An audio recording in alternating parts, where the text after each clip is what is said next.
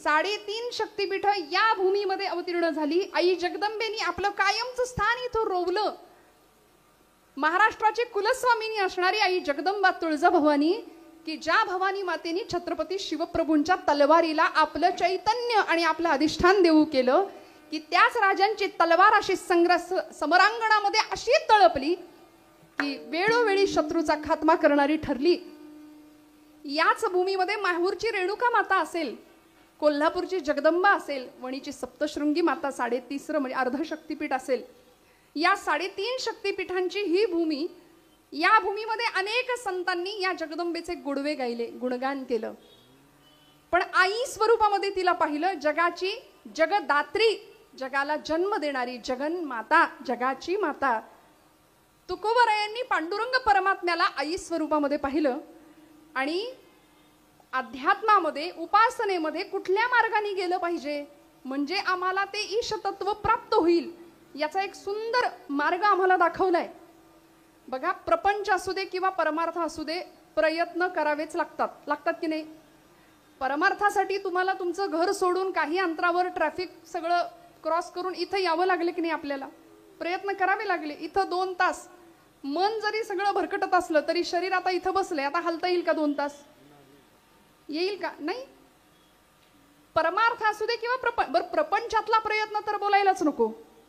सकाळी उठल्यापासून रात्री झोपेपर्यंत अखंड धावपळ आहे, अखंड धावपळ आहे.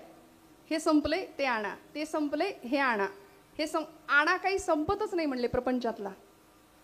प्रपंचातला आणा कधीच संपत नाही, वक वक वक वाढत राहते. शेजारी एखादी वस्तू आली की आमच्या घरात कधी येईल असं आम्हाला वाटतं. प्रपंच रडवणार आहे. प्रयत्न प्रपंचासाठी सुद्धा आहे आणि परमार्थासाठी सुद्धा आहे. प्रपंचासाठी प्रयत्न केला तर वाट्याला काय येणार आहे? खरं की काय? खरं की काय? प्रपंचासाठी प्रयत्न केला तर वाट्याला काय येणार आहे? तुम्ही जागे आहेत ना सगळे महिला वर्ग? अहो आपले दिवस आहेत. कसं लाल लाल दिसतंय सगळं बघा ना, मस्त. प्रपंचासाठी ही एकी आहे, ही एकी आहे. मी जरी हा मुद्दा मांडत असले तरी सुद्धा मी आवर्जून सांगते की ऐक्याचं प्रतीक म्हणून आपण सगळे एका रंगामध्ये आहोत आज. आई जगदंबेनी दुष्टशक्तींवर मिळवलेला विजय, सत्यानी असत्यावर मिळालेला विजय, चांगल्यानी वाईटावर मिळवलेला विजय म्हणजे नवरात्रोत्सव आहे. विठ्ठल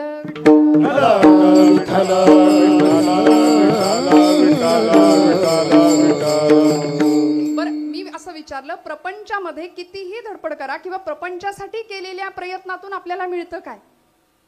सुख मिळतं, बरोबर ना? नाही. संतांनी तर सांगितलं, त्याच सुखाच्या आशेपायी सगळा जन्म गेला.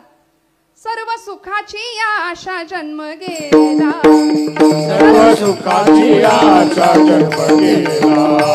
क्षण एक मुक्ती यत्न नाही गेला, क्षण एक मुक्ती यत्न नाही गेला. खिंडता दिशा शिण पावला, खिंडता दिशा शिण पावला. माया वेष्टीला जीव माझा, माया वेष्टीला जीव माझा. माझे स्वहिता नेणती कोणी, माझे स्वहिता नेणती कोणी. माया वेष्टीला जीव माझा, माया वेष्टीला जीव माझा. ओ माझे स्वहिता नेणती कोणी, ओ माझे स्वहिता नेणती कोणी.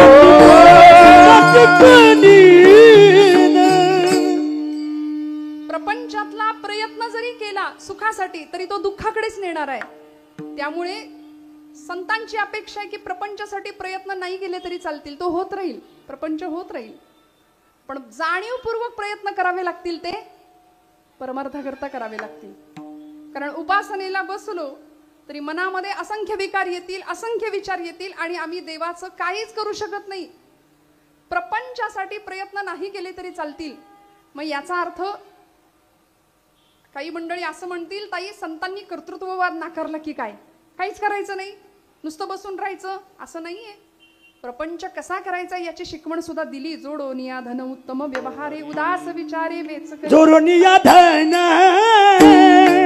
उत्तम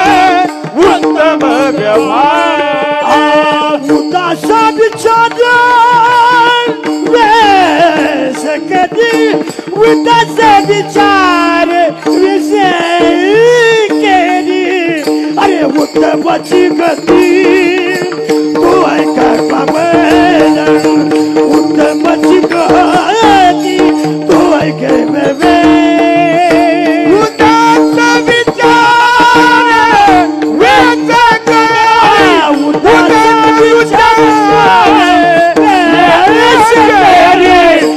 उत्तमची गती तो एक पावेल उत्तमची गती तो एक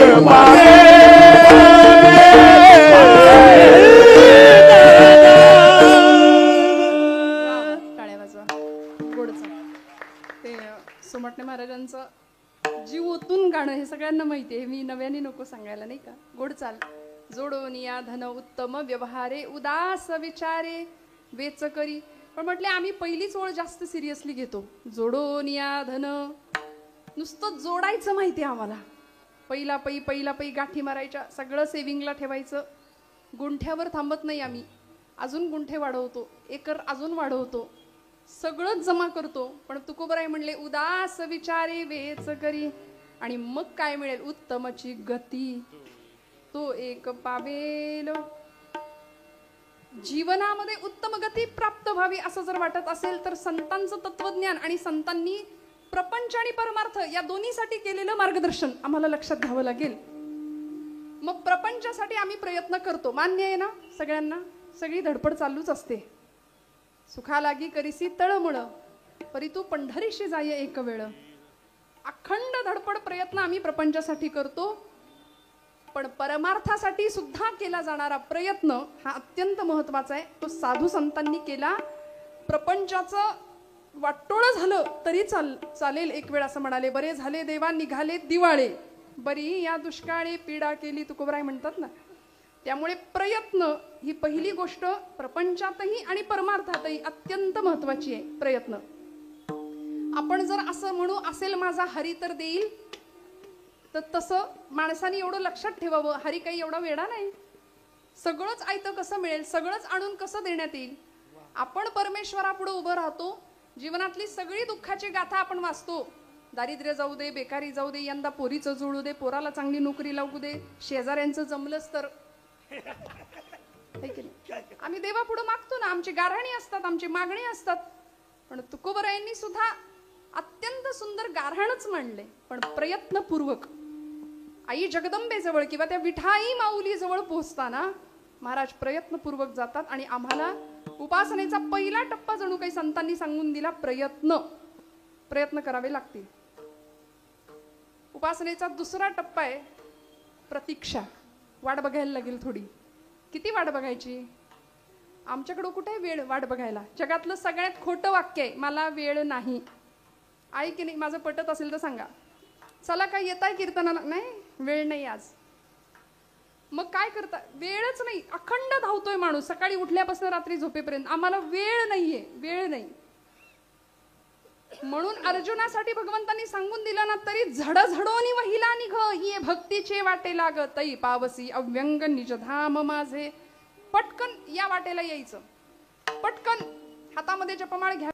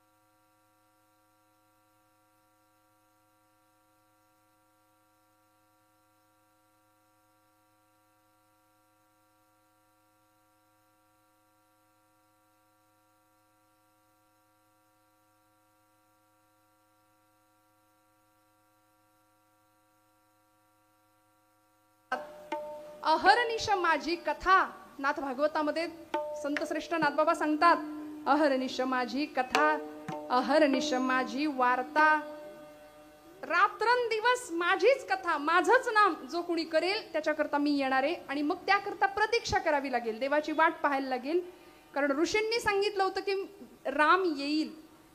शबरी, लोक देवाकडे जातात, पण तू इतकी भाग्यवान ठरशील की अनंत कोट ब्रह्मांड नायक तुला भेटायला येईल, तुझ्यापर्यंत चालत येईल. देव येतो. गोंदवलेकर महाराज आमचे फार सुंदर सांगतात. ते म्हणले, तुम्ही माझ्या रामासाठी 2 पावलं चाला, भगवंत तुमच्याकरता 20 पावलं चालायला तयार आहे. पण तुम्ही पाऊल तर टाका. आपण 1 करावं, पुढची 2 शून्य ठेवायला तो समर्थ आहे. 100% तो करतो. म्हणून उपासनेतला दुसरा टप्पा आहे प्रतीक्षा, वाट बघावी लागेल. प्रयत्न, प्रतीक्षा. उपासनेतला तिसरा टप्पा आहे देवाची थोडी प्रार्थना करावी लागेल. प्रयत्न, प्रतीक्षा आणि उपासनेचा तिसरा टप्पा आहे प्रार्थना. म्हणजे काय? आर्त स्वरानी केलेली भगवंताची याचना, भगवंताला घातलेली साध, तिला आपण प्रार्थना म्हणतो. करतो का आम्ही? नाही. देवासाठी रडणारी माणसं आम्ही नाही. आम्ही प्रपंचाकरता रडतो. आमच्या लेकरा बाळांकरता रडू, सगळ्यांकरता रडू, पण देवासाठी नाही रडत. संतांनी देवासाठी डोळ्यात पाणी आणलं. संतांनी देवाची वाट पाहिली. संत देवासाठी रडले. नामदेव महाराज देवासाठी रडायचे. तुकोबराय पांडुरंगासाठी रडायचे नव्हे, अष्टसात्विक भावजागृती व्हायची. त्यामुळे आर्त स्वरानी केलेली प्रार्थना हा उपासनेचा तिसरा टप्पा. आणि मग प्रयत्न, प्रतीक्षा, प्रार्थना आणि मग या उपासनेमध्ये मिळणारा प्रसाद हा उपासनेचा चौथा टप्पा. विठ्ठल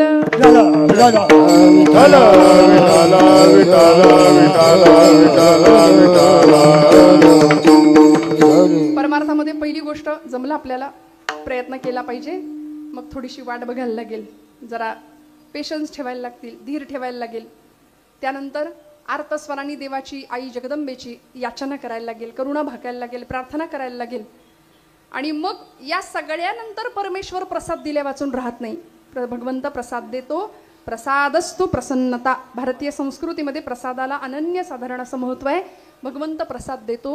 प्रस्तुत अभंगामध्ये तुकोबरायांनी या उपासनेच्या माध्यमातून आई जगदंबेकडं सुंदर अशी याचना केली, करुणा भाकली, आर्तस्वरांनी तिची मागणी केली, आर्तस्वरांनी तिला बोलावलं. अभंगाचं प्रथम चरण. धाव घाली आई, धाव घाली आई, धाव घाली आई, धाव घाली आई, धाव घाली आई, धाव घाली आई, धाव घाली आई, धाव घाली आई, धाव घाली आई, धाव घाली आई,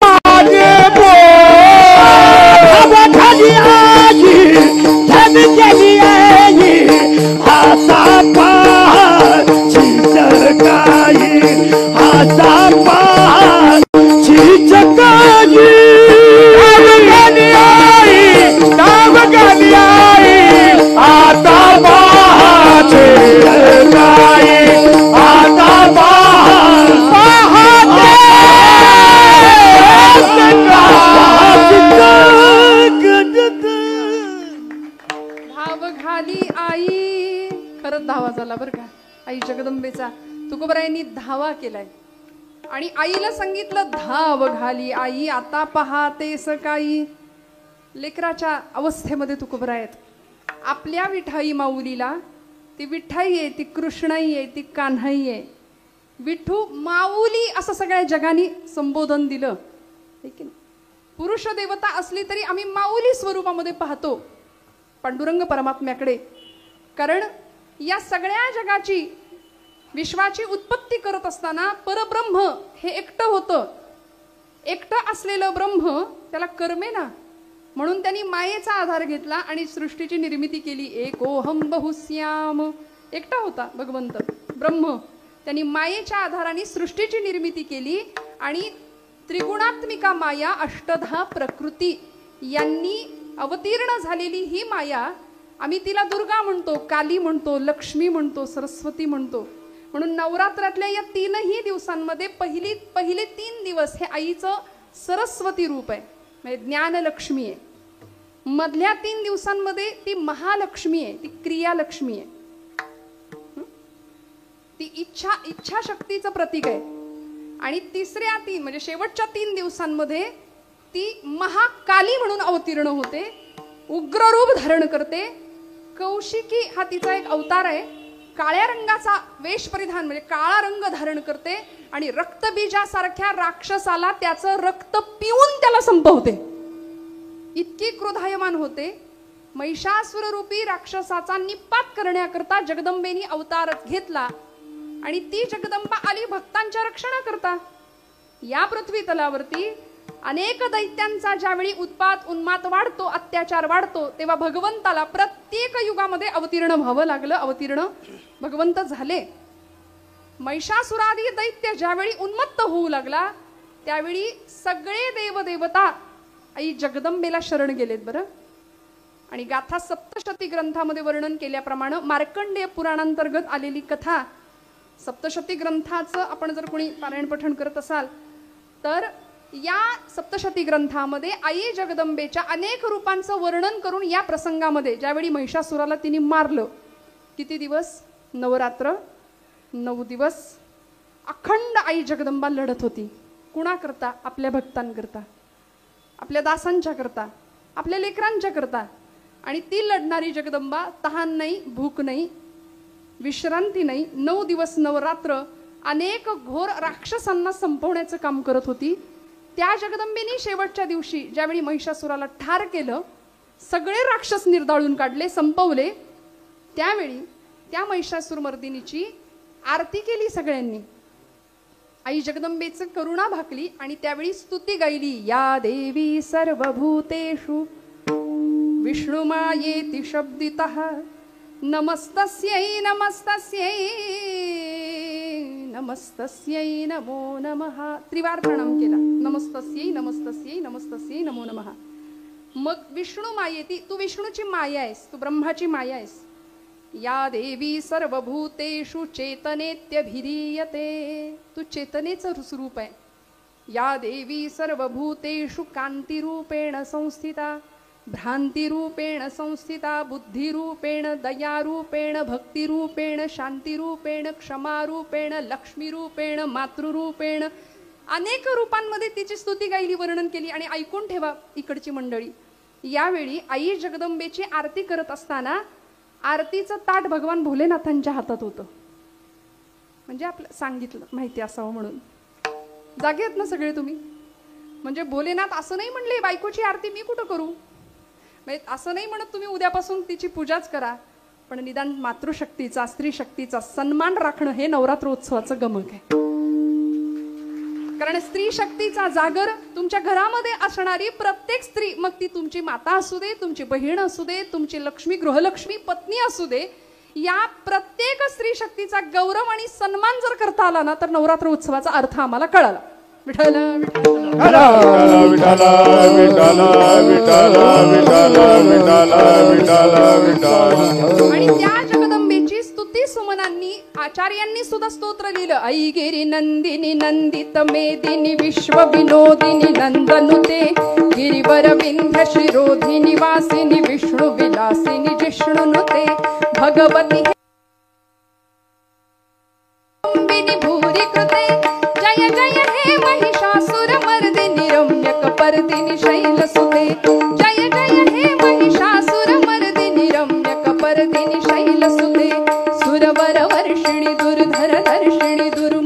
वर्षिणि हर्षरते त्रिभुवन पोषिणि शंकर तोषिणि किल्मिष मोषिणि घोषरते धनुजनि रोषिणि दितिसुत रोषिणि दुर्मत शोषिणि सिंधुसुते जय जय हे महिषासुरमर्दिनि रम्यकपर्दिनि शैलसुते जय जय हे महिषासुरमर्दिनि रम्यकपर्दिनि शैलसुते आई जगदम्ब मदम्ब कदम्ब वनप्रियवासिनि हासरते शिखरि शिरोमणि तुंग हिमालय शृंग निजालय मध्यगते मधु मधुरे मधु कैटभ भंडिनि कैटभ गंडिनि रासरते जय जय हे महिषासुरमर्दिनि रम्यकपर्दिनि शैलसुते जय जय हे महिषासुरमर्दिनि रम्यकपर्दिनि शैलसुते रम्यकपर्दिनि शैलसुते रम्यकपर्दिनि शैलसुते जगदंबा माता की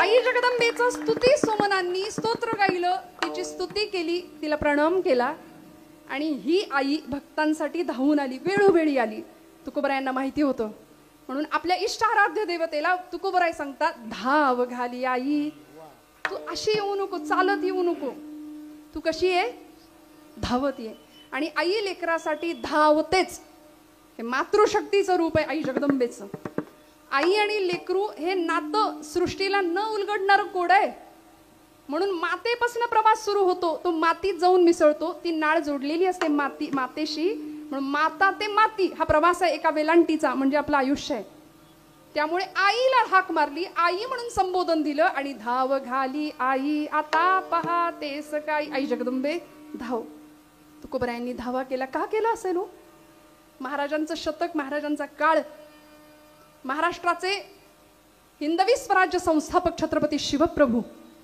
या शिवप्रभूंच्या गुरुस्थानी असणारे भक्ती आणि शक्तीचा सुरेख संगम महाराष्ट्रामध्ये जगद्गुरु संत श्रेष्ठ श्री तुकोबराय आणि एकीकडे क्षात्र धर्माची दीक्षा देणारे समर्थ रामदास स्वामी या दोघांनी उत्तम मार्गदर्शन राजांना करावं आणि ज्या काळामध्ये देश धर्म आणि देव असुरक्षित होते अशा काळामध्ये देवळातला देव सुद्धा सुरक्षित नाहीये वेदशाळेतला वेद सुरक्षित नाही स्त्रीच्या कपाळावरचं कुंकू सुरक्षित नाहीये वृद्धांचं जीवन सुरक्षित नाही आणि तरुणांचा पराक्रम सुरक्षित नाही काहीच सुरक्षित नाही सुलतानी आणि आसमानी संकट एकावर एक घोंगावत वादळासारखी येत होती याच पुण्याच्या भूमीमध्ये ज्ञान कलंकित झालं शौर्य भयभीत झालं तारुण्य दिशाहीन झालं वार्धक्य निराधार झालं चारित्र्याची होळी पेटली आणि त्या होळीत आमच्या माणसांनी आमच्याच माणसांना टाकून शिमगा साजरा केला होता आणि अशा वेळी सर्व संघाचा परित्याग केलेली सगळी संत मांदियाळी आई जगदंबेकडे गारहाणं घालत होती या पुण्याच्या भूमीमध्ये गाढवाचा नांगर फिरवला होता भगवे झेंडे उभारलेले जमीनदोस्त केले होते एक चपलांचं तोरण टांगलं होतं पुण्याच्या वेशीला एक पहार ठोकली होती आणि त्याच्यावर माणसाची कवटी अडकवली होती जणू काही या तीन गोष्टी सांगत होत्या की पुण्यामध्ये जो कोणी स्वराज्य निर्माण करण्याचा प्रयत्न करेल त्याच्या घराची आम्ही अशी मसनवट करू म्हणून सगळंच धोक्यात होतं सगळंच असुरक्षित होतं आणि अशा वेळी जगद्गुरु संत श्रेष्ठ श्री तुकोबराय आमचे नाथ महाराज असतील आमची सकल संत मांदियाळी असेल सगळे साधू संत असतील आई जगदंबेकडे साकडं घालत होते महाराष्ट्रातल्या तीनही शक्तिपीठांकडे गारहाणं घालत होते धाव घाली आई आई आई जगदंबे ये अनादि अंबिका भगवती अनादि अंबिका भगवती अनादि अंबिका भगवती अनादि अंबिका भगवती आदि अंबिका भगवती अनादि अंबिका अनादि अंबिका भगवती अनादि अंबिका भगवती घेऊन हाती बोधपर्णी घेऊन हाती बोधपर्णी घेऊन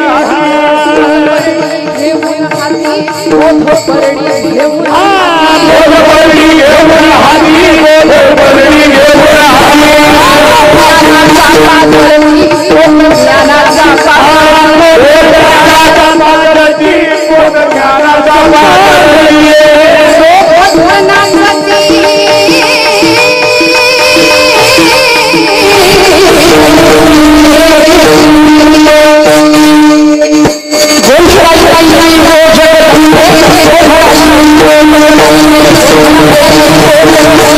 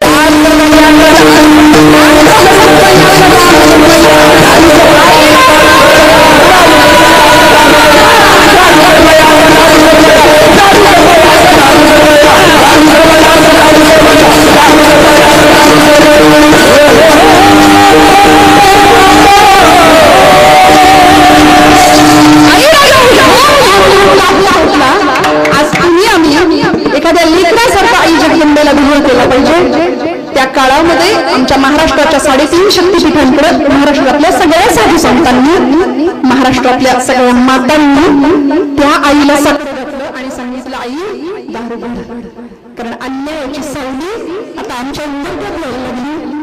आमच्या आया बहिणींचं कुटुंब सुरक्षित नाही. आमच्याच घरातल्या बाया बाकड्यांना आमच्या डोळ्यासोबत आमच्या डोळ्यासमोर ओळख दिलं जाते. दुसरा इलाज अशी विलक्षण परिस्थिती या भूमीमध्ये निर्माण होते. तेव्हा त्या शक्तीला अवतीर्ण व्हावं लागतं. आणि महिषासूर म्हणजे काय? आम्हाला टीव्हीमध्ये दिसला महिषासूर, त्या जगदंबेने त्या राक्षसाला संपवलं.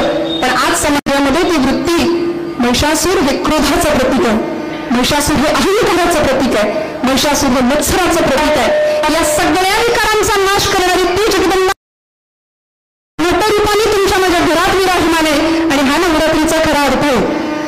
तो एकदा आम्हाला उमगलं ना, मग आमच्यातलं आत्मचैतन्य, आमच्यातलं तेज, आमच्यातली तपस्विता, आमच्यातली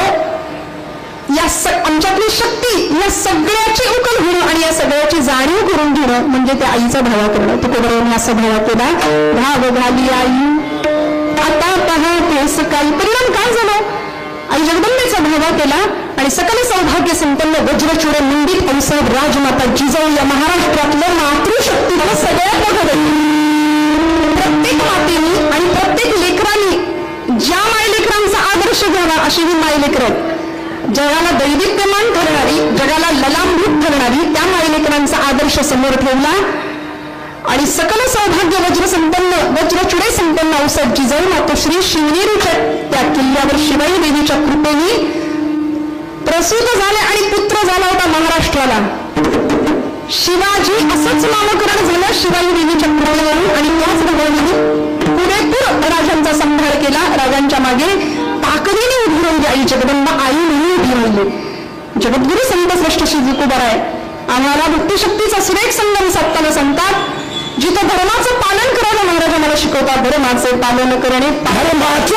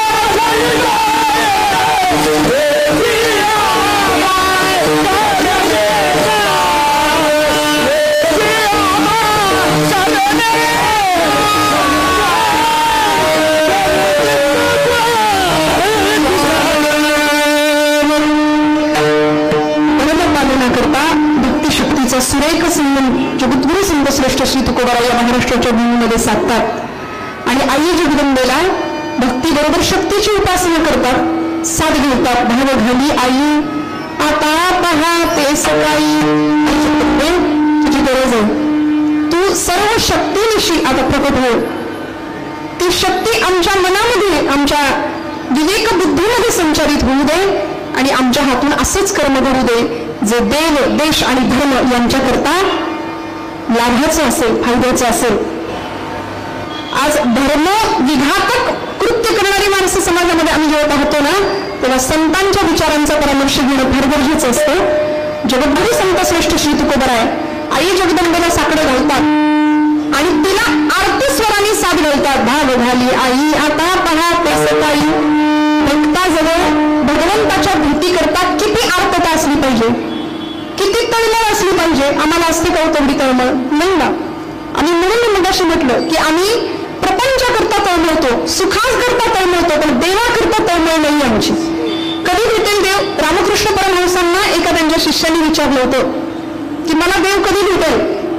रामकृष्ण परमहंस त्या शिष्याला घेऊन गंगेच्या, कलकत्त्याला गंगा नदी, ते गंगेच्या काठावर गेले, गंगा नदीमध्ये प्रवेश केला आणि त्या शिष्याचं अशी मान धरली आणि पाण्यामध्ये बुडवून त्याला असं दाबून मान धरली. नाकातोंडात पाणी जायला लागलं तेव्हा तो शिष्य म्हणाला, अहो ठाकूर गुरुजी काय करता, मी बुडेन, मी मरेन, माझ्या नाकातोंडात पाणी चाललंय, मला सोडा. तेव्हा रामकृष्ण परमहंसांनी सांगावं, आत्ता श्वासासाठी जितका तळमळलास ना, तेवढा ज्या दिवशी देवासाठी तळमळशील तेव्हा देव दर्शन देईल.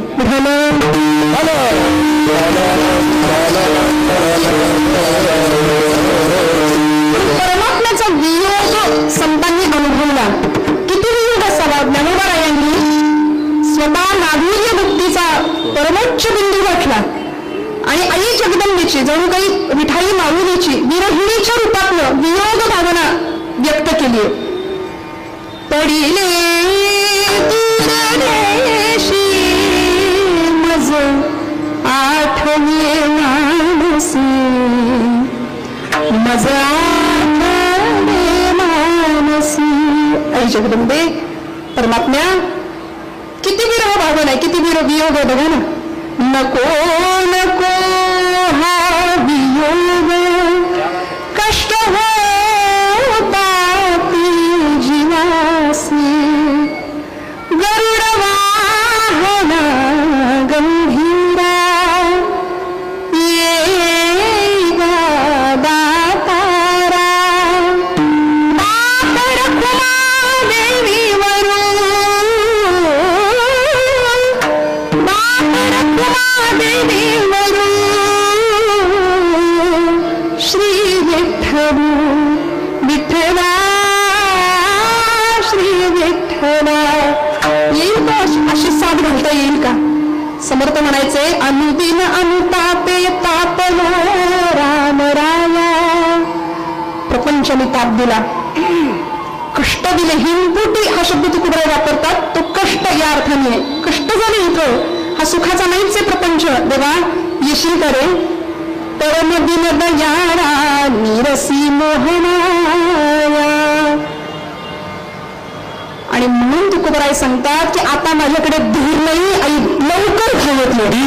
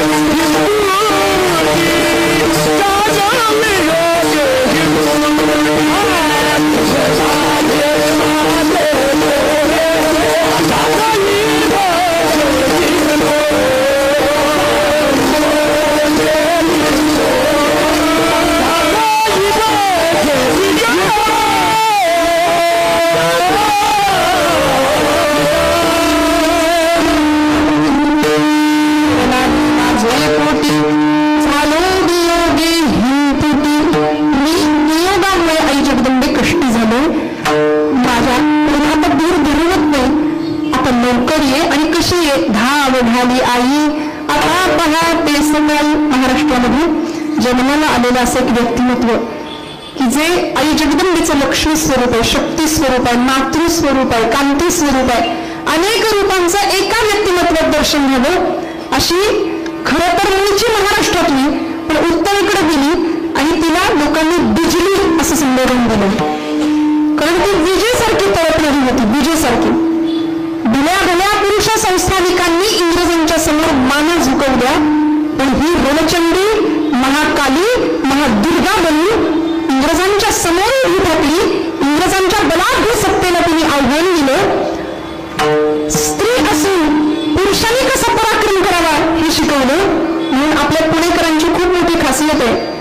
पुणे तिथं काय म्हणे आपण म्हणतो ना, बालगंधर्व रंगमंदिरासमोर राणी लक्ष्मीबाईचा म्हणजे झाशीच्या राणीचा पुतळा आहे. बालगंधर्व नारायण श्रीपाद राजहंस असं त्यांचं नाव. आचार्य अत्रे म्हणायचे ज्या पुरुषांनी पूर्वीच्या काळामध्ये स्त्रियांना नाट्य कला क्षेत्रामध्ये प्रवेश नव्हता, त्यामुळे पुरुषांनी स्त्रीची पात्र साकारण्याची परंपरा. मग जे नारायण श्रीपाद राजहंस म्हणजे बालगंधर्व ज्यांना स्त्रीने कसा पराक्रम करावा किंवा स्त्रीने कसं लाजावं, स्त्रीने कसं असावं हे शिकवलं ते बालगंधर्व.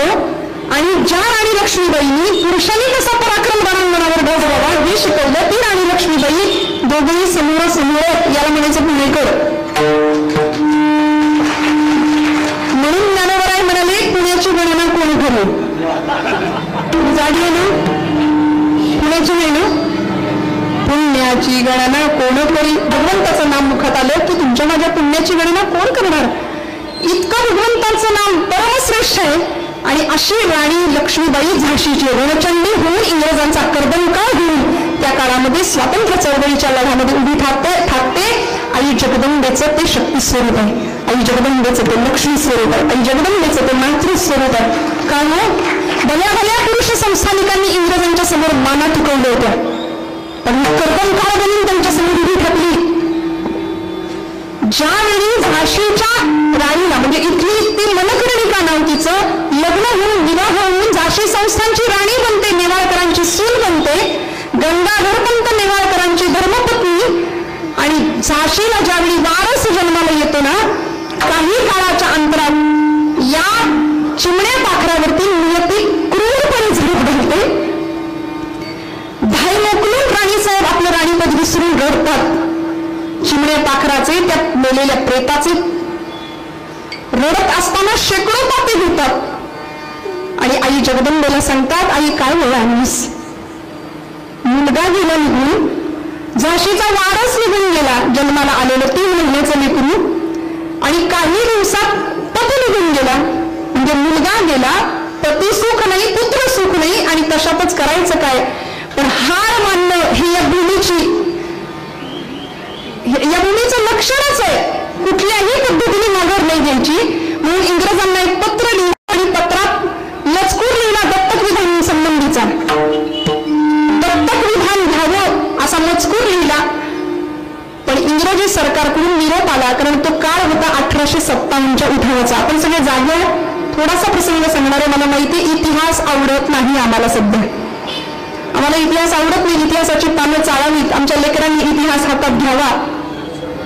कवी म्हणाले, घेऊनी उत्कंठेने वाचावा गत इतिहास, भिजवावी त्याची पाने, सोडावा दीर्घोश्वास, पूर्व दिव्यते जाणून भावे हो चित्ते उदास.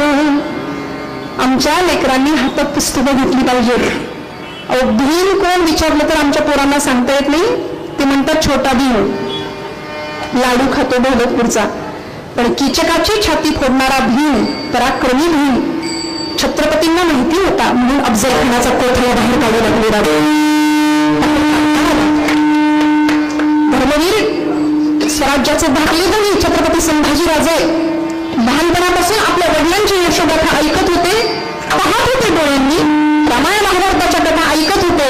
म्हणून औरंगजेबासारख्या क्रूर कर्मांनी पायापासून डोक्यापर्यंत देहाचे इंचावर तुकडे केले, रक्ताच्या थारोळ्यामध्ये स्वराज्याचे भाग्य कधी पडले, रक्ताच्या चिंतांनी इंद्रायणी दिल्लीच्या संगमामध्ये उडाल्या. पण वाकले नाही, झुकले नाही, धर्मासाठी अडवून टिकून राहिले, निष्ठेने राहिले. म्हणून म्हटलं, या लोकांचा इतिहास जर आम्ही नाही आमच्या लेकरांनी ऐकायचं काय, गायचं काय? हा घरामध्ये पुस्तक असणं, म्हणून म्हटलं इतिहास आहे. लोकांना इतिहास आणि इतिहासातले तपशील सण सानावण्या सांगायला लागलं की आपण कीर्तनात झोप येते. पण काय असावा इतिहास? इतिहासाची पानं आमच्या लेकरांकडून वाचली जावी. रोज रोज थोडस दिसा माझी काहीतरी ते लिहावे, प्रसंगी अखंडित वाचित जावे. समर्थनामध्ये स्वामी सांगायचे रोज काहीतरी लेखन वाचन. एका दहावीतल्या पोराला विचारलं तू वाचत नाही काय? तो म्हणला नाही वाचत. म्हणलं आता तू वाचत नाही. कळलं ना? ते वाचत नावाचं विद्यापीठ फार मोठं आहे आपल्याकडे. मग त्याच्यातून जेव्हा फुरसत मिळेल किंवा नेट गुगल या सगळ्यातून जेव्हा फुरसत मिळेल. आता एआयचा जमाना आहे. परवा कुणीतरी खूप सुंदर विधान केलं, आम्ही भारतीय स्त्रिया आहोत. मला माफ करा महिला मंडळ, तुम्ही सगळ्या माझ्यापेक्षा मोठ्या आहात. भारतीय स्त्री ही गृहलक्ष्मीच्या रूपामध्ये आपल्याला पहिल्यांदा दिसते आणि जगातल्या सगळ्या डिग्री एकीकडं आणि गृहिणी ही डिग्री एकीकडं. काय सन्मान आहे, काय भाग. आणि ती नसेल तर काहीच घडू शकत नाही, काहीच होऊ शकत नाही. त्यामुळे कमीत कमी प्रत्येक स्त्रीकडे 10 ते 15 साड्या असताना सुद्धा एआयच्या साडीचा आधार का घ्यायचा सांगा बरं? कितीही दरिद्रता. मला माफ करा पण कुणीतरी केलेलं हे विधान आहे काही दिवसांपूर्वी की एवढ्या म्हणजे आम्ही साड्या परिधान करणारीच महिला मंडळ आहोत, पण तरी सुद्धा नको त्या ट्रेंडच्या आहारी आम्ही जातोय आणि आमच्या संस्कृतीचा अधःपतन आम्ही करून घेतो. हा केवढा वेळ दुर्विलास आहे. म्हणून का ऐकायचं राणी लक्ष्मीबाई, का ऐकायचं जिजाऊ माता? या राणी लक्ष्मीबाईंनी दत्तक विधानाचा मनसुबा इंग्रजांना कळवला, पत्र टाकलं तिकडे आणि एका दिवशी दरबार भरला होता. झाशीतले मान्यवर नागरिक दरबारात उपस्थित आहेत. चिकाच्या पडद्याआड राणी लक्ष्मीबाई वैधव्य सामोरं आले. नशिबी पुत्र सुख नाही, पण दत्तक एक वारस होता जो नेवाळकरांच्या घराण्यातला होता. त्याला मांडीवर घेऊन 5 वर्षाचं लेकरू होतं, ते दामोदर त्याचं नाव.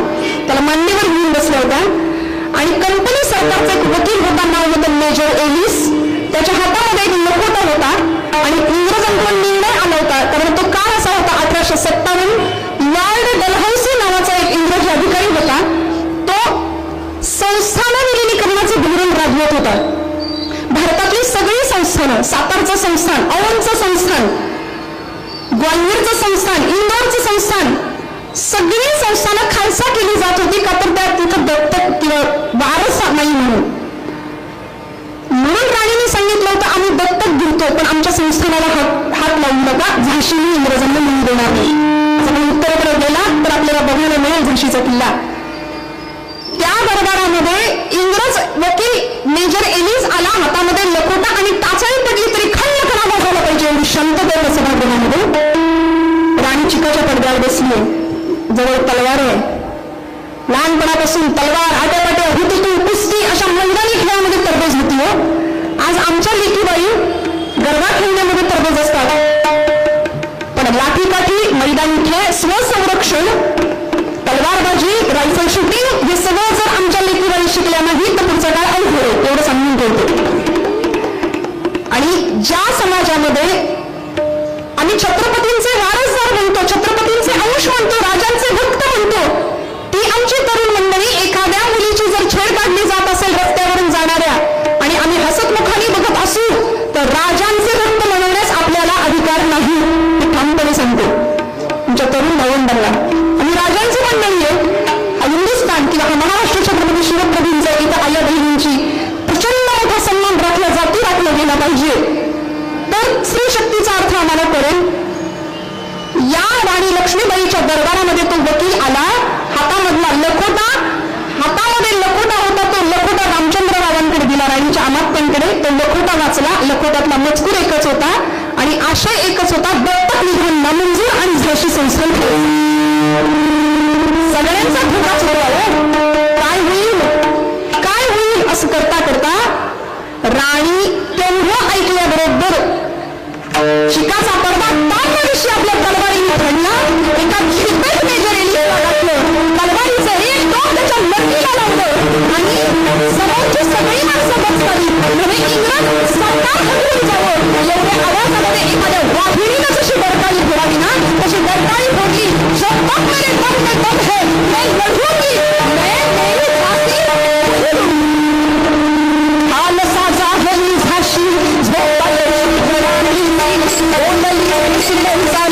येणार माझी झाशीसाठी आम्ही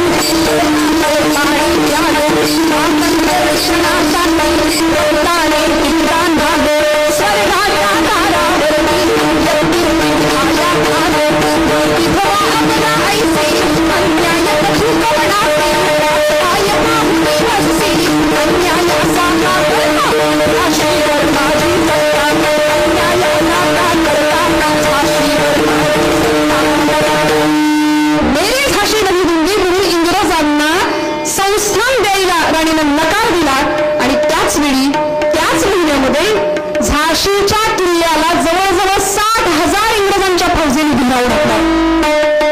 सर ह्युरोज आणि लेफ्टनंट बेवकर नावाचे 2 इंग्रजी अधिकारी झाशीच्या किल्ल्यावर चालू लागले. राणीने आपली 2000 स्त्रियांची पलटण तयार केली होती. बघा काय स्त्री शक्तीचा नारा होता, काय ताकद होती. असं म्हणतात स्त्री शक्तीची एवढी ताकद आहे की ती नरकाचा स्वर्ग करू शकते आणि असलेल्या स्वर्गाचा सुद्धा नरक करू शकते. एवढी ताकद स्त्रीच्या देहामध्ये, स्त्रीच्या मनामध्ये. कारण परमेश्वराने सगळ्यात सुंदर अशी घडवलेली कलाकृती म्हणजे भारतीय आपली स्त्री आहे. आणि ती स्त्री शक्ती ज्यावेळी आपलं खरं रूप दाखवते, आपलं रौद्र रूप दाखवते, त्यावेळी काय उत्पाद काय घडतं हे महिषासुरमर्दिनीकडे पाहून आपल्याला कळतं. हीच राणी लक्ष्मीबाई, लक्ष्मीच नाव होतं तिचं. 2000 स्त्रियांची पलटण तयार केली. झाशीच्या सगळ्या सैनिकांना गोळा केला, शस्त्रसाठा गोळा केला आणि इंग्रजांच्या बलाढ्य सत्तेला आव्हान देण्याची तयारी दर्शवली. पुरुषी वेश परिधान केला होता आमच्या राणी लक्ष्मीबाई. घोड्यावर मान मिळवली, आपल्या जिगरबाज सहकार्यांना ताकद द्यावी, बळ द्यावं, प्रेरणा द्यावी आणि कुठे निघाली रात्रीच्या अंधकारामध्ये. कोण कुणाशी लढते कळत नव्हतं, पण ही रणचंडी होऊन जणू काही महिषासुरमर्दिनी प्रगट झाली की काय असा आवेश आणून या तटावरून या गुर्जावर, त्या गुर्जावरून त्या गुर्जावर अशी धावत होती. तो शाखर मर्दानी करून, तो शाखर मर्दानी करून, तो शाखर मर्दानी करून.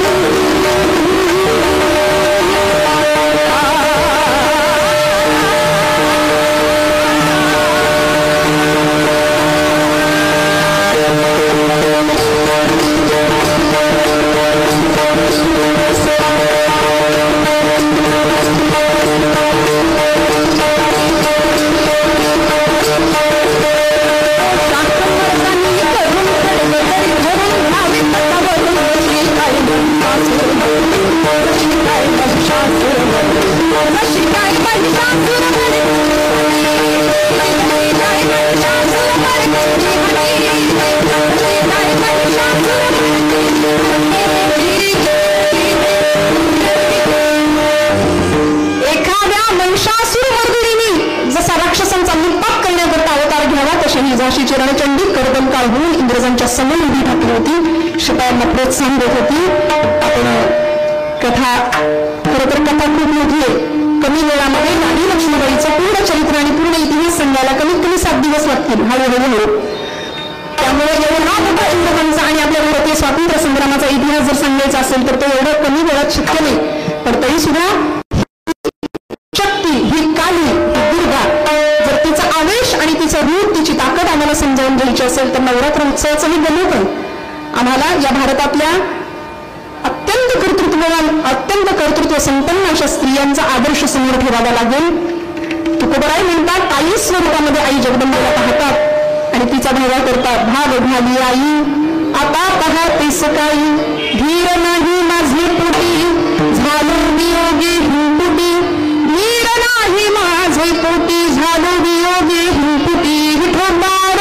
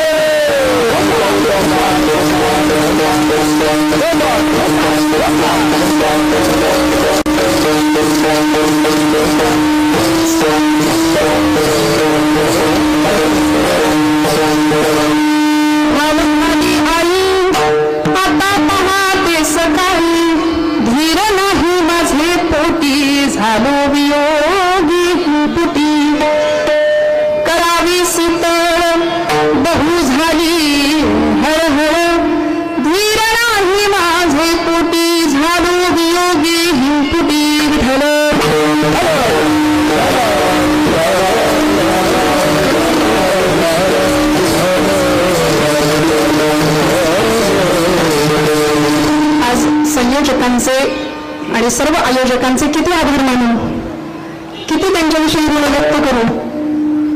परमादरणीय नवनाथभाऊ आणि एकनाथ काका, आपण एवढी धन्य मंडळी आहात. सगळ्या संयोजकांना आभार, त्यांच्याविषयी कृतज्ञता आणि ऋणात राहते. कारण आज खऱ्या अर्थी आपण स्त्री शक्तीची पूजा केली, खऱ्या अर्थी आपण स्त्री शक्तीचं जागरण इथे केलं. परम आदरणीय पोलीस सहाय्यक आयुक्त माननीय आदरणीय प्रांजली सुनील मॅडम इथे उपस्थित आहेत. मनापासून त्यांना आणि राष्ट्रीय स्वयंसेवक संघाच्या धर्मजागरण प्रमुख असलेल्या महाराष्ट्र प्रांताच्या माननीय श्री नवीनजी नायडू इथे उपस्थित आहेत. मनापासून त्यांनाही नमस्कार करते. आज बघा ना किती म्हणजे देवाचं, धर्माचं आणि देशाचं या तीनही म्हणजे हे खरं 3D आहे.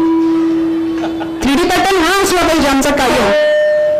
आज प्रचंड जग प्रचंड वेगाने आधुनिकतेच्या मार्गाने धावतं, नुसती धावतं. पण इथे आमची पाळंमुळं या भारतीय संस्कृतीची इतकी खोलवर रुजलेली आहेत. आणि मग अशा उत्सवांच्या निमित्ताने आम्ही आमच्या धर्माचं, आम्ही आमच्या देशाचं, आज संघाचं आणि धर्माचं काम करणारी मंडळी आहेत. यांनी सगळं आयुष्य आपल्या धर्मासाठी, आपल्या देवासाठी आणि आपल्या देशासाठी वेचले. म्हणून क्रांतिकारकांच्या गाथा, महापुरुषांच्या गाथा इथं काय ऐकायचं. राणी लक्ष्मीचं चरित्र मी आपल्या 5 मिनिटं चालू मी अजून थोडं थांबवायचं. सांगत होते की ज्यावेळी इंग्रजी सरकारला राणीने झाशी संस्थान द्यायला नकार दिला, त्यावेळी इंग्रजांची फौज झाशी किल्ल्यावर तुटून पडली होती. रक्ताने माखलेली राणी तीही कित्येक महिने इंग्रजांशी लढत होती. तहान नाही, भूक नाही, विश्रांती नाही. जसं महिषासुरमर्दिनी आमची 9 दिवस नवरात्र लढत होती, रक्ताने माखलेली होती. त्यातच आमच्या इतिहासाला एक रोग लागला होता पहिल्यापासून, फितुरीचा. इंग्रजांच्या काळातही तेच होतं, आमच्या छत्रपतींच्या काळातही तेच होतं. कारण हजारांच्या नेकीवर एकाची हाराने पाणी फिरवते हे ऐकल्या स्वार्थी आणि मतलबी लोकांना माहिती नव्हतं, म्हणून फितुरी होत होती. आमच्या धाकट्या होण्याचं, स्वराज्याच्या धाकल्या होण्याचं कैद होणं असू दे किंवा या झाशीच्या रणचंडीला सुद्धा या त्रासाला सामोरं जावं लागलं. दुर्दैवी परक्यांना जाऊन मिळत होते. त्याचा परिणाम असा होत होता की झाशी इंग्रजांच्या आतात जाते की काय असं वाटलं, म्हणून झाशीतनं तळ काढूया, मोरोपंत तांबे वडिलांचं नाव, आणि त्यांनी ठरवलं झाशीतनं तळ काढायचा, कालपीला जायचं. तिथं बांब्याचे नवाब नानासाहेब पेशवे, तात्या टोपे यांचं सहकार्य घ्यायचं आणि एकत्र लढायचं. आणि म्हणून झाशी ते कालपी एवढं अंतर कापण्याकरता राजरत्न नावाचा घोडा होता.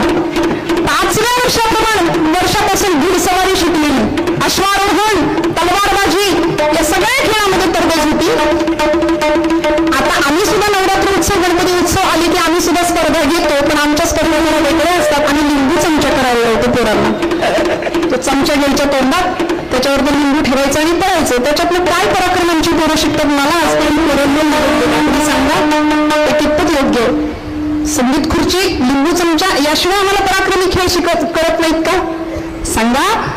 ज्या काळामध्ये भारतीय स्वातंत्र्य चळवळीच्या इतिहासामध्ये स्वराज्याच्या यज्ञवेदीमध्ये राणीसाहेबांसारख्या सुगंधित पुष्पाची आहुती पडते, तेव्हा 1947च्या स्वातंत्र्याची इमारत उभी राहते. एवढा मोठा त्याग एका स्त्री शक्तीचा, एका नारी शक्तीचा. झाशीतलं कालपीला अंतर कापताना राजरत्न नावाचा घोडा इतका चौकून उधळत होता की कालपीत पोहोचल्यानंतर छाती फुटून ते जनावर मेले. याला म्हणायचं स्वामीनिष्ठा. पाठीमागे त्या दामोदराला बांधलं होतं आणि तटावरून घोडा फेकावा की काय अशा आविर्भावामध्ये 80 शिपायांना बरोबर घेऊन राणीने कालपी गाठली होती. इंग्रजांच्या सत्तेला आव्हान दिलं होतं. तर आयुष्यभर इंग्रजांशी लढता लढता आणि इंग्रजांच्या बरोबर 2 हात करता करता ही राणी प्राणांना मुकली आणि झाशीची रणचंडी राणी लक्ष्मीबाई म्हणून आज आम्ही त्यांचे पोवाडे गातो. मेरी झाशी नाही रुंदी एवढं आम्हाला राणी लक्ष्मीबाई म्हटलं की आमच्या पोरांना एवढं आठवतं, तेही फॅन्सी ड्रेसमध्ये कॉम्पिटिशन मध्ये. अमेरिकेतल्या माझ्या बंधू आणि भगिनींनो स्वामी विवेकानंद म्हटलं की एवढंच जमतं.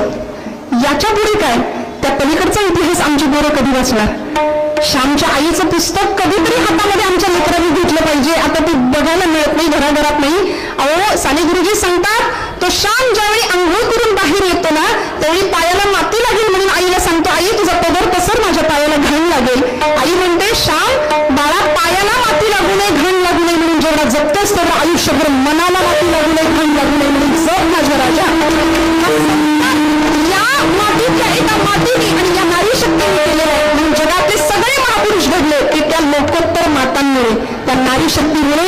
मला असं वाटतं नवरात्र उत्सवाचं हेच गमत आहे की नारी शक्ती, स्त्री शक्ती, तिची ताकद आणि तिचं सामर्थ्य, घराघरामध्ये तिचा सन्मान केला जाईल. आज तुकोबराय आई जगदंबेकडे धावा करतात ना, धाव घाली आई आता धावत येत, आई लेकरासाठी धावत येतो. संतांनी पांडुरंग परमात्म्याला आई स्वरूपात पाहिलं, देवाला आई स्वरूपात पाहिलं. आम्हालाही परमेश्वराकडे त्या आर्ततेने जाता आलं पाहिजे, देश धर्माची सेवा करता आली पाहिजे जशी मंडळी करतात. स्वतःचा प्रपंच बाजूला नाहीच टाकायचा, तो करून उत्तम प्रकारे देवदेश धर्माची सेवा आम्हाला करता येईल का?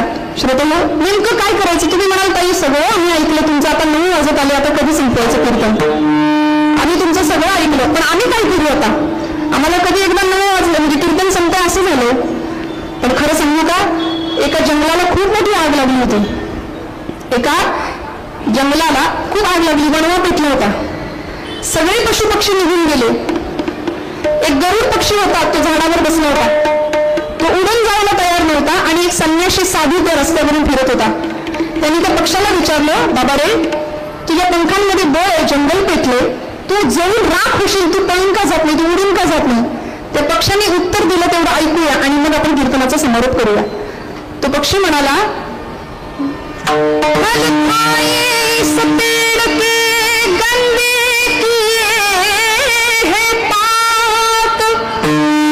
मी या झाडावर जन्माला आलो, मी या झाडावरच लहानाचा मोठा झालो, मी याच झाडाची फळं खाल्ली आणि मी इथेच भिवण सुद्धा केली. फल खाये सपेड के गंदे किए है पात, अब यही मेरा फर्ज है, जल जाऊं इसके साथ, जल जाऊं इसके साथ. तसं या मातीमध्ये आम्ही लहानाचं मोठे झालो, या मातीने आम्हाला संरक्षण दिलं. आजूबाजूच्या समाजामध्ये आम्ही लहानाचे मोठे झालो, समाजाने आम्हाला वाढवलं, घडवलं, जपलं. मग आता मी या मातीचं आणि या समाजाचं देणं लागतो. आता माझं मरण सुद्धा इथंच, माझं जगणं सुद्धा इथंच. हा धर्माचा आणि धर्म जागरणाचा इतिहास ज्या ज्या लोकांनी समजावून घेतला त्यांना देवाचा, धर्माचा आणि देशाचा त्या सामर्थ्याच्या प्रचितीचा अनुभव आला, ती प्रचिती मिळाली. म्हणून मला असं वाटतं जेव्हा जेव्हा आम्ही आपल्याच भारतीय संस्कृतीतला कुठलाही उत्सव करू त्यामागे देवदेश धर्माची जाणीव जर पक्की ठेवली ना तरी आमच्यासारखे भाग्यवान आम्ही ठरू. कारण आपला देश साधा सुद्धा नाही, धन्यभूमी पुण्य देश जेथे वैष्णवांचा वास. आम्ही भाग्यवाने, आम्ही या भूमीमध्ये जन्माला आलो. किती भाग्य आहे बघा ना. मी जसं आत्ता त्या पक्षाचं सांगितलं ना, आमचे गुरुजी फार सुंदर सांगायचे काका. ते म्हणायचे हे त्या झाडावरच्या पक्षाला कळालं, बाकीच्या पक्षांना कधी कळणार नाही. कळलं का? राहू दे, बरं कळलं त्यांना, नमस्कार. झाडावरच्या पक्षाला कळालं पण सगळ्या पक्षांना कधी कळायचं? म्हणून मतभेद विसरून गुण्यागुरींनी आम्ही एका छताखाली यावं आणि धर्मसत्ता ही सगळ्यात मोठी सत्ता आहे हे जाणून घ्यावी. आमच्या देवतांचा, आमच्या ऋषीमुनींचा, आमच्या संतांचा, आमच्या क्रांतिकारकांचा वेळोवेळी आम्हाला आदर असावा, आमच्या स्वातंत्र्य सेनानींचा आदर असावा. आमच्या पुढच्या पिढीला हे भविष्य आणि पुढच्या पिढीला हा इतिहास समजावा. हे घराघरात धर्माचं शिक्षण दिलं जावं. या प्रेरणेने तुकोबरायांसारख्या आगळ्या संतांनी, ज्ञानोबांसारख्या संतांनी इथं अमृत रसाचं पारणं फेडलं आणि आपल्या अभंग अशा शब्दातनं आम्हाला जाणीव दिली. तुकोबराय सांगतात की आई जगदंबे, मला आता असं झालंय की ही हळहळ प्रपंचाची, त्रिविध तापांची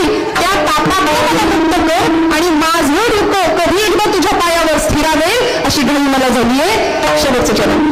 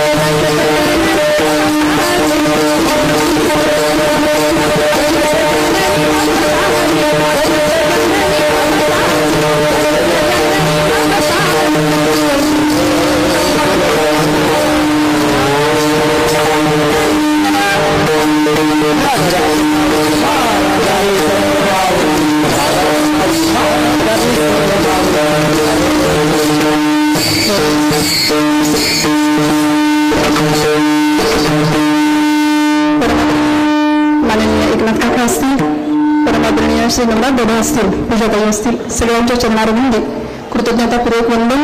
उपस्थित असलेले सर्व श्रोतृवर्ग, व्यासपीठावरचे मान्यवर, आमचे सर्व आदरणीय वारकरी संप्रदायाचे निष्ठावंत पाईक असलेले सर्व गायक वादक टाळकरी कलाकार मंडळी, अतिशय सुंदर अशी नादब्रह्माची सेवा करणारी आमच्या ताई समाजाच्या साथीला असलेल्या सगळ्यांना मनापासून धन्यवाद देते. आणि बोलत असताना काही वेळाकडे गेलं असेल तर मोठ्या अंतकरणाने क्षमा मागते. वेळेत सेवेला विराम दिला असं मी समजते आणि झालेली सेवा आई जगदंबेच्या चरणावर समर्पित करते.